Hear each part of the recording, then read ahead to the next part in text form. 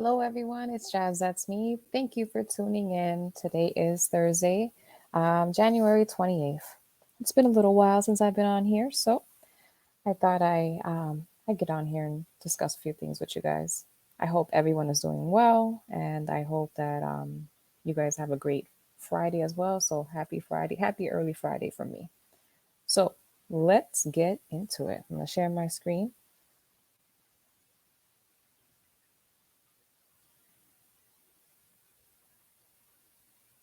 Now, I wanted to get into this right here. I don't know if you guys have seen this, but I've seen this a while back. I just wasn't making videos at the time.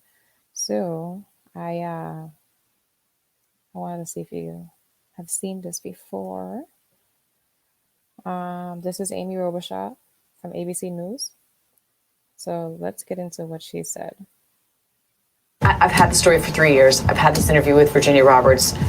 Now, if you guys know who Virginia Roberts is, she's she's one of the alleged victims of Jeffrey Epstein. Now, we all know who Jeffrey Epstein was. He was convicted of, he wasn't convicted, he was arrested on, child pornography, sex trafficking and stuff like that, alleged. So let's get into this. We would not put it on the air.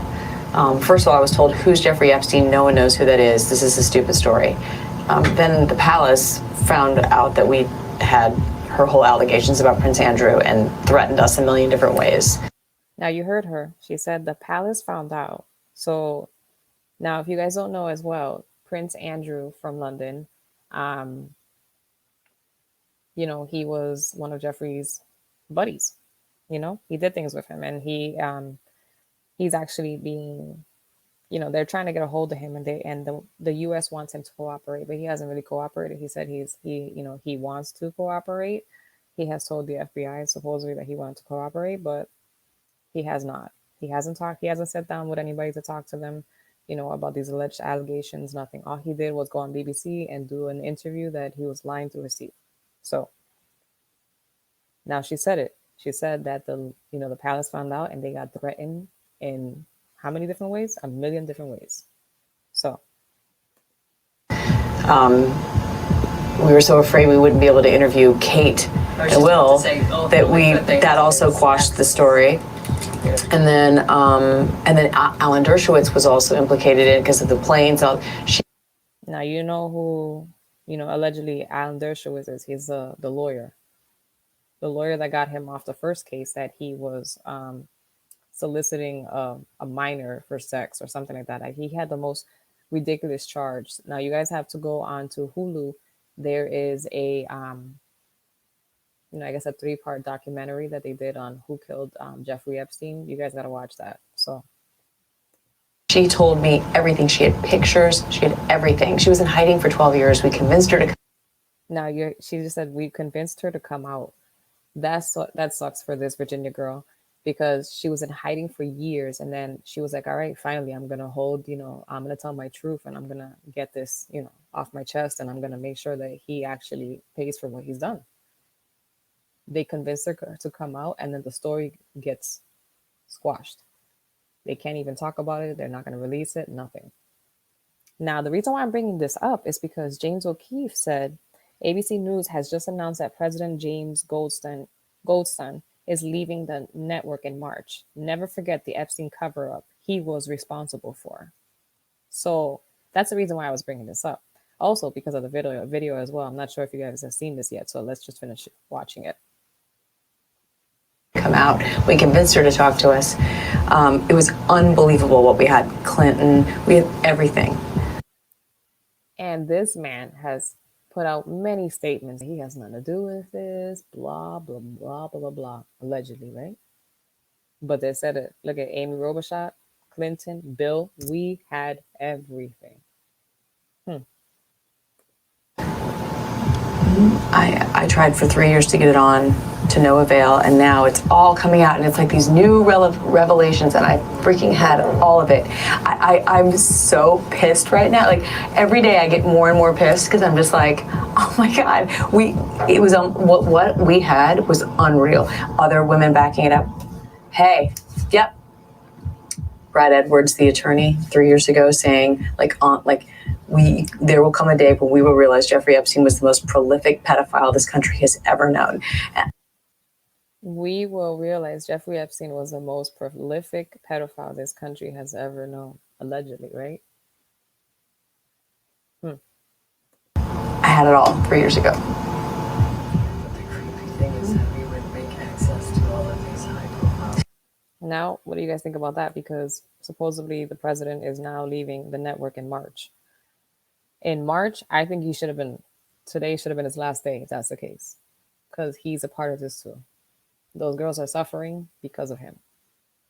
He should have put out their story. If he was somebody real and if he wasn't concerned about allegedly about the money or about maybe something happening to him allegedly, then he should have put out the story. A real journalist, somebody that if he had the morals and the codes and the reasons why he went into journalism in the first place, then he would have released the story. But you know how they say, money talks. So let's move on.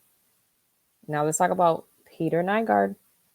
Video shows disgraced fashion mogul Peter Nygard partying with a woman on private jet, complete with a stripper pole. Now this creep right here, he's affiliated with Jeffrey Epstein, okay? According to the Daily News, okay?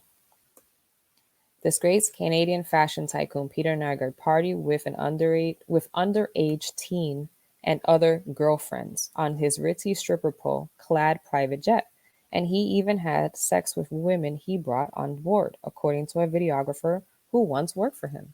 Now, this is somebody that was recording his every move.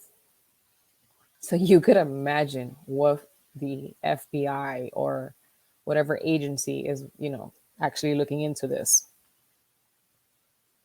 has on video of this man. Okay.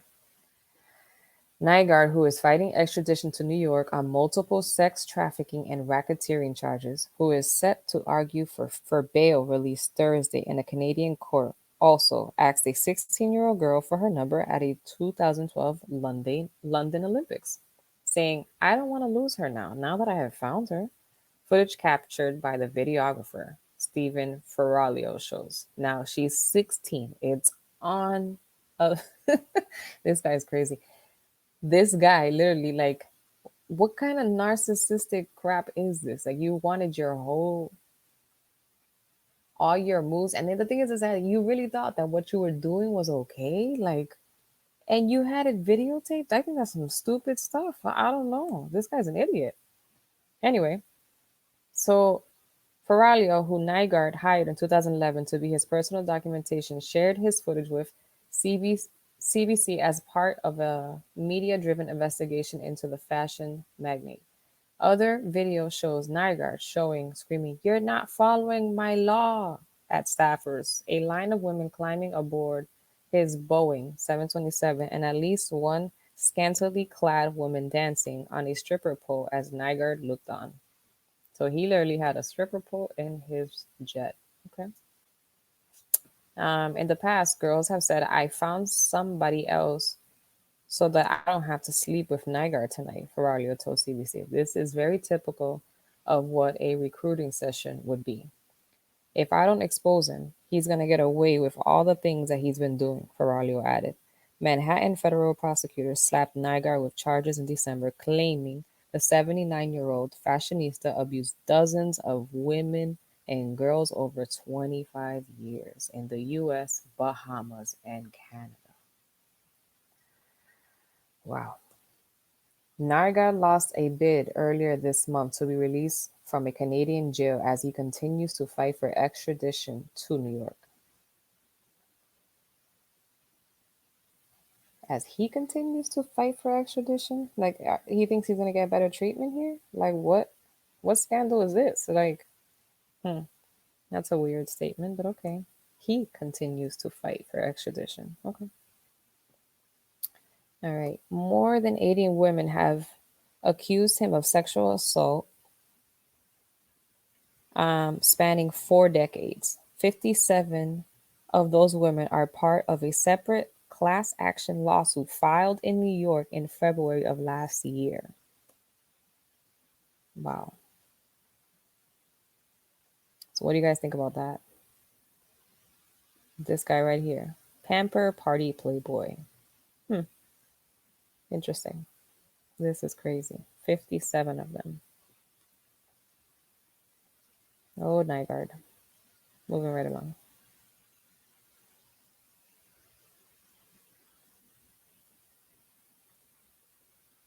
Now, man, when this was happening last year, I was wondering what in the name of, sorry, I'm not going to swear, but this idiot right here and everybody else that ended up putting COVID-19 patients in the nursing homes, I was wondering, what in the hell do you guys think you're doing? This is crazy. You're going to kill all those people.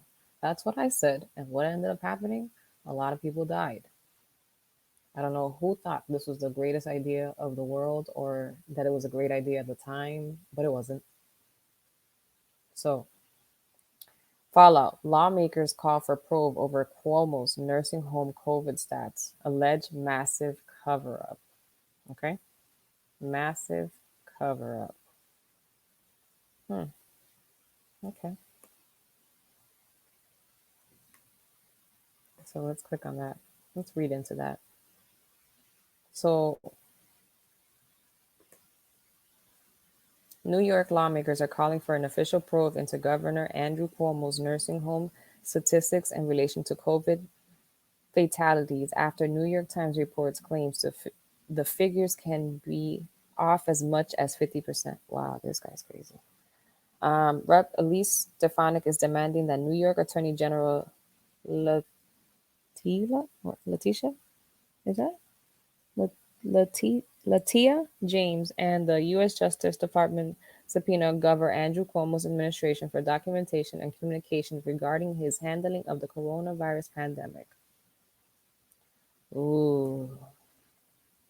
As a fellow New Yorker, I want to publicly thank the effective and tireless advocates who have humbly served the voice of their lost loved ones and have faced inexcusable treatment from the governor and his entire team, who we know have orchestrated a criminal cover up and have blood on their hands, Stefanik said. Ooh, Cuomo. The crazy thing is that, not to bring up Trump, but this guy hates Trump. Hated his guts. Hated his guts. Went against him on everything that he said, made him look bad, said that he didn't get him the ventilators on time. I mean, at the time, we didn't even make ventilators in the US. So obviously we weren't going to have as many as it possibly needed. So what he did, he had, US factories start making them. And that's how we ended up getting them. But he was still bad mouthing Trump and saying that Trump wasn't doing everything possible, right? Now, I've always said this, okay? Yes, you voted for this man. Now he is our president.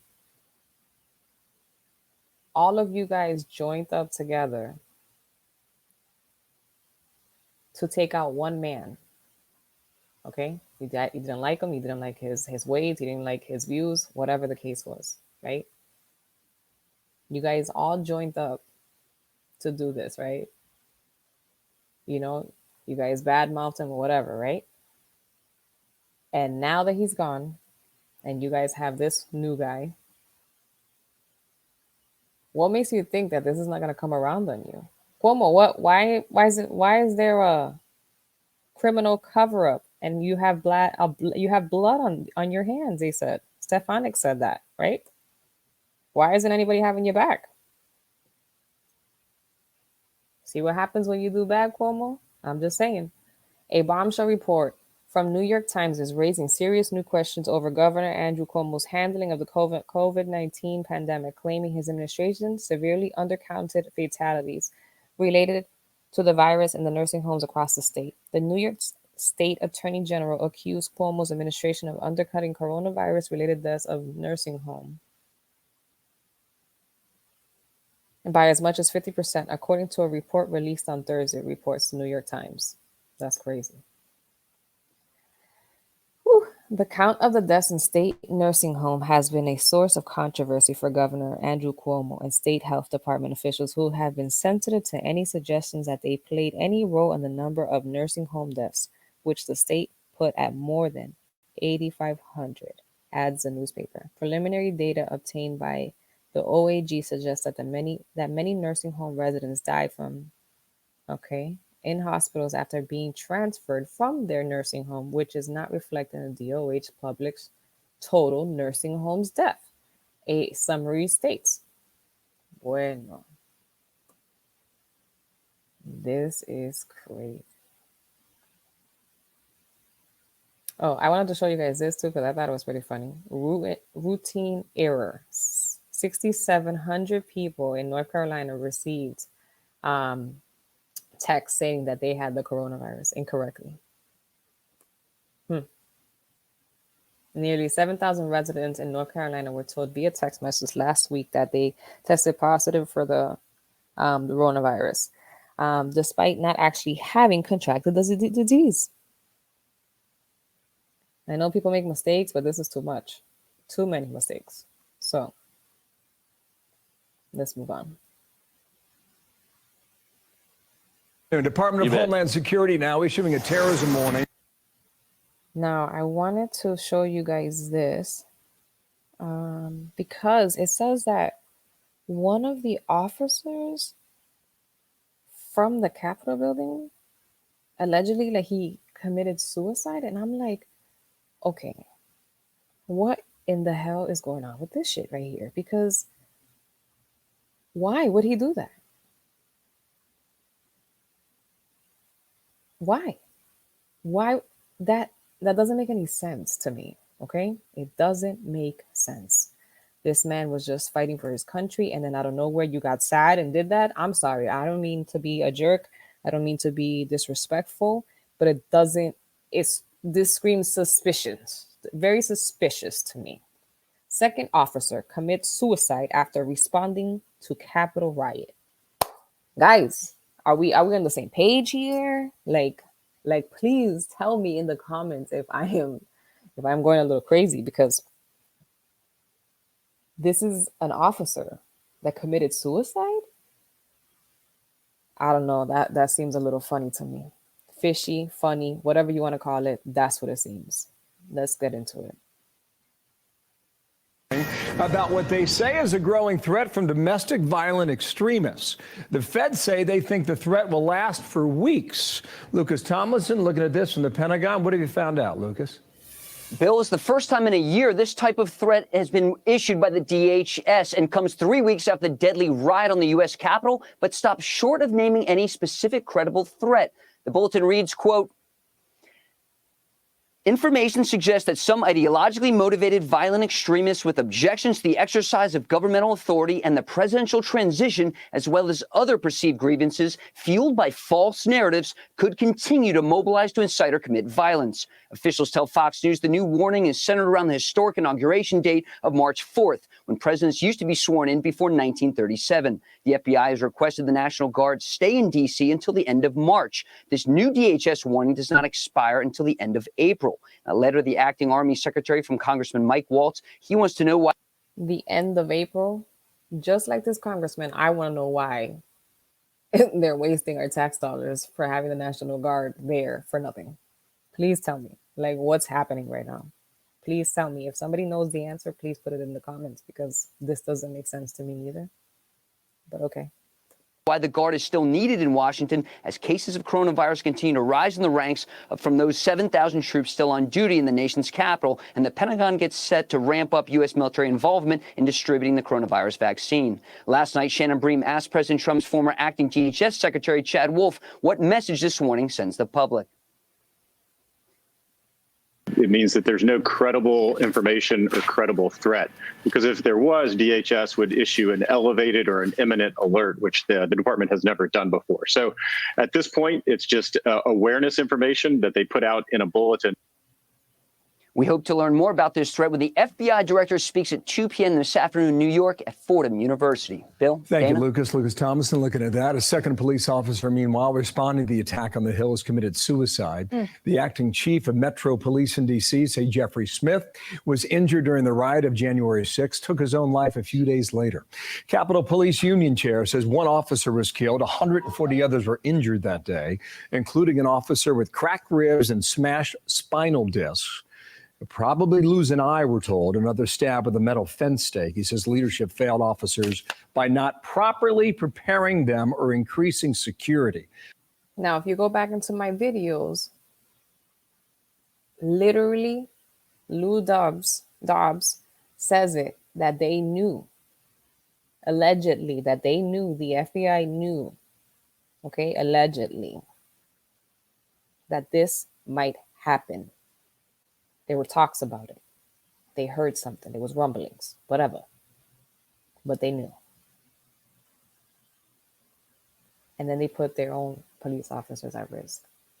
Okay? So that doesn't make any sense to me. This poor man, I feel bad for his family.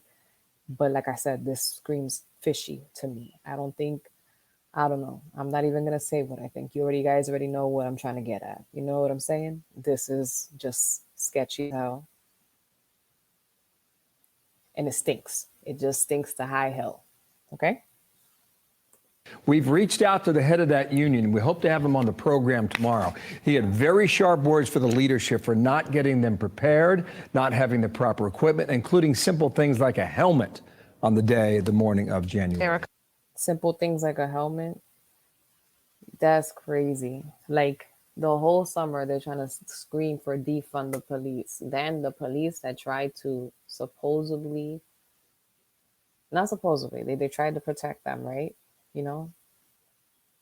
And this is what you guys do to them? Like I don't understand this. Like, it just seems like, in my opinion, this is just many ways to cut at them, you know? Like, you guys scream defund them all summer. And now you're putting them in situations to put their lives more at risk than you needed them to, because there was alleged warnings ahead of time. And now, you know, it just doesn't make any sense. Like, logically, guys, am I on the right track here? Because, you know, it doesn't make sense to me. Like, you guys are trying to cut them in every which way. Like, I don't know. Like, that's like, I don't know. I've dealt with narcissist people in the past, and I've dated them, and they try to cut you at every angle. Like, it's all about them, and it's all about me. So, and they don't care who they hurt. So it just seems like this is some narcissistic shit. You know what I'm saying? Like, this is like, oh, no, do we have one goal? And that was to make sure that Trump wasn't president again. That happened. And now we're going to keep going at the other things that we were going to try to get rid of, but we couldn't. You know what I'm saying? I don't know. So let me know if I'm on the right track here. Completely let down, and these people who that did this need to be held accountable. There have been many arrests. We'll keep on it, of course.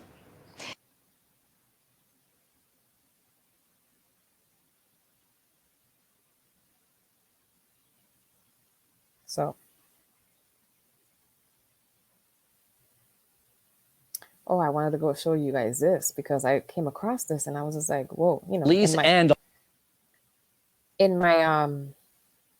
In my research, you know, I look for things, and, you know, what I decided to do was, yes, Trump is not our president anymore, but what the things that he stands for, I'm going to point them out. Every time they come out, I'm pointing them out. It's not going to happen. Like, this is what he was trying to prevent.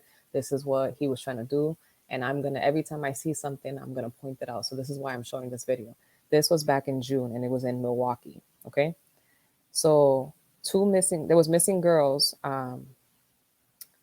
in Milwaukee. And I guess, you know, the neighbors and people found out that they could have been at these homes in Milwaukee, like these, you know, the random houses in Milwaukee, and they showed up and, you know, they tried to break into these homes, and people were not playing any games. So let's get into it. Let's watch it. Police and a large crowd near 40th and Lloyd. WISN 12 News' Caroline Reinwald is there live tonight. Caroline? Yeah, so behind me here, I'll step out of the way. You can see what we're looking at. A large crowd here near 40th and Garfield.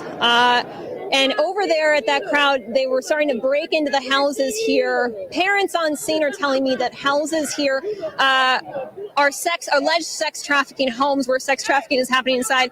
And Jim, if you want to pan to the left, I want to show the amount of police, Milwaukee police, who are here dressed in riot gear. They've been walking back and forth on this street, mainly watching what the crowd's doing. They've seen them breaking in these houses, and they'll kind of walk towards the house for a moment, but then walk back to their line. So a lot of this it seems to be being allowed to have happen. Now, earlier you can see from our video, originally when we arrived on scene, police were raiding a home down the road near Lloyd Street, and allegedly, before we arrived, they had arrested some people out of that home. But things quickly became tense after police had boarded up that property, and people in the crowd started smashing windows of the house that officers had boarded up, trying to break in there. Now, that house, according to people in the crowd here, is known as a sex trafficking house, that they believe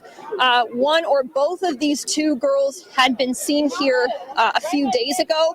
And family members say that the girls have been found. I did interview a family member here on scene. They told me that the girls have been found by family this afternoon.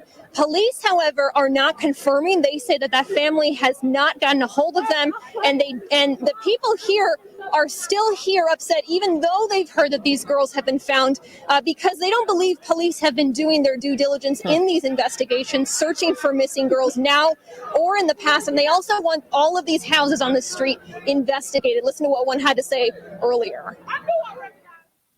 If these girls went missing 2 days ago, where the hell was the Amber Alert? Because I never got one. I never saw one to my phone. I never got alerted about any missing kids. So where was the Amber Alert? This entire city is failing our black children. And that's facts. This entire city is, from the top down, and everybody needs to go. I don't blame him. Caroline joining us. And so you can hear that tension in his voice. You can see that tension in our video. We're going to stay here on scene from a safe distance, Toya, and keep monitoring what's happening. Back to you. All right, Caroline, thank you.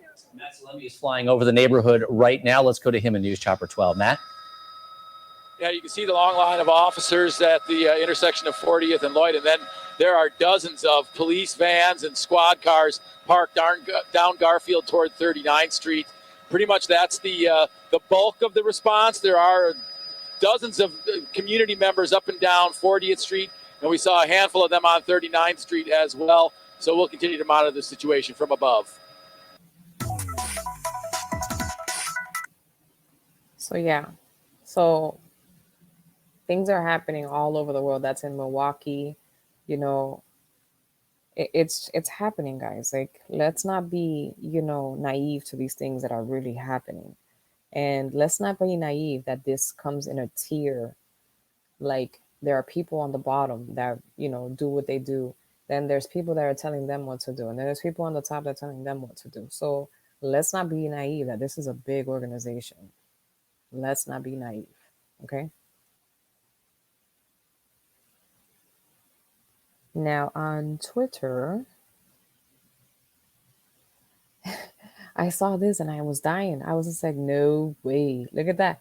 People are regretting. Look at this. This is a big search thing on Google, I guess. Regret voting for Biden is now a Google search trend. Now you want to regret it, guys? Come on, man. Come on.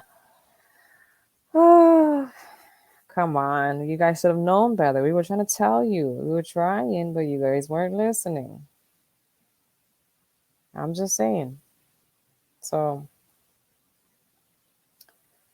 now I wanted to point out that the spy who shagged me again is talking caca. Like, this guy needs to stop. Go hide under your rock, you little, like, you let somebody that was a spy and you let her in, and guess God knows what you told her. You know what I'm saying? So you should be under investigation. You shouldn't even be in the house anymore, but for some reason you're still there. So I would just ask you shut up. And yeah, you skated along and got over this little thing. Your people seem to have forgotten about what's going on with you and how you could be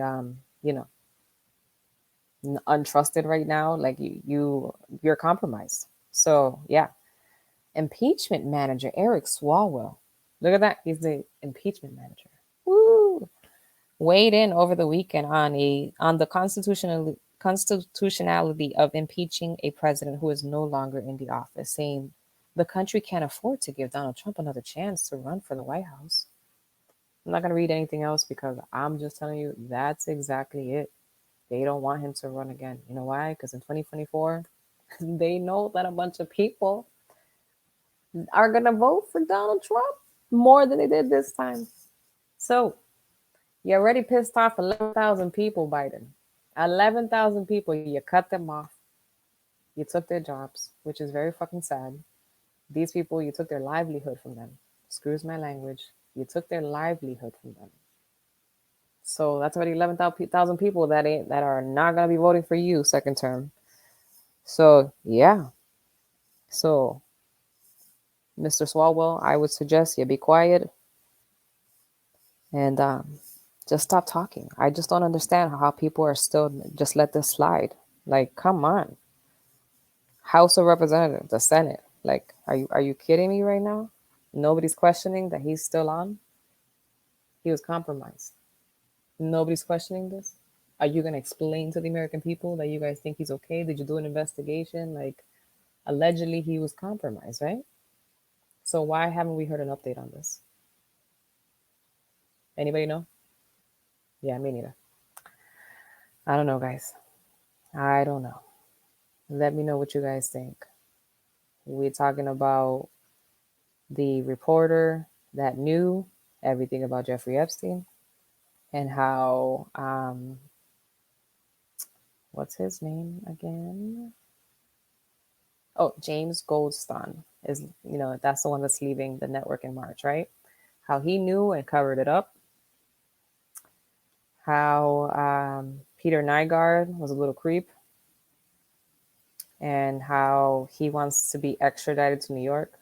Like I said, what I pointed out is how he is trying to get extradited to New York. Now, if you have more charges in New York, why would you want to be extradited here for?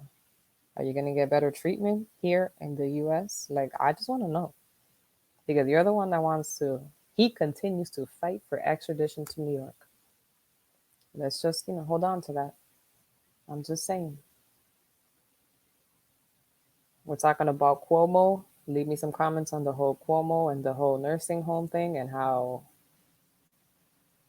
I feel bad for New York because Jesus Christ, it's not okay with that. Not okay about the cover up. Look at it. Lawmakers call for probe over Cuomo's nursing home COVID stats. Now, throughout the whole damn summer, this man was on TV like he was a superstar. He put out a book. And this was okay. Like, he was literally like a star. They let it happen. They let him like parade around like if he was untouchable. But now you've been touched, Cuomo. Whew. I don't feel bad for you. It is what it is. Leave me some comments, guys. Let me know what you guys think. Thank you for watching Jazz That's Me.